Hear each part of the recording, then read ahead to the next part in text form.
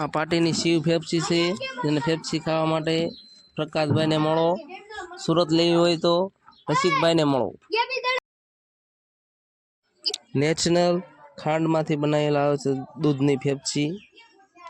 કોઈ પણ સેક્રેટ વગર બનાવવામાં આવે છે. એકદમ શુદ્ધ ફેફસી. ફેફસી લેવા માટે પ્રકાશભાઈ પાર્ટીને મળો. બોટાદ જિલ્લાની અંદર જોવે તો, સુરત જોવે તો રસિકભાઈ કાળા તળાવને મળો. ફેફસીના 5 થી 6 કલર મળી રહેશે. નાના છોકરાને ખવડાવશો તો પણ કોઈ જાતનું શરદી ઉધરસ થશે નહીં. આ છે મારા માસી, જો ફેફસી બનાવતા શીખે પણ સુરતની અંદર પણ ગમે ત્યાં મળી રહેશે. સુરત શિવ ફેફસીની બ્રાન્ચ સુરતમાં પણ છે આપણી.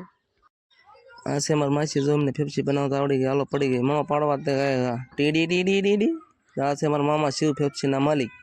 એ તો ફેફસીના રોલ સીધા કરી રહ્યા છે, તમે જોઈ શકો મિત્રો.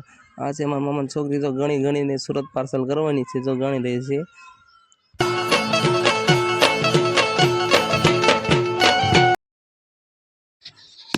આ છે મારા માસીની છોકરી. આ છે મારા માસીના છોકરા બધા. જો આ છે મારા મામાનો છોકરો શિવમભાઈ.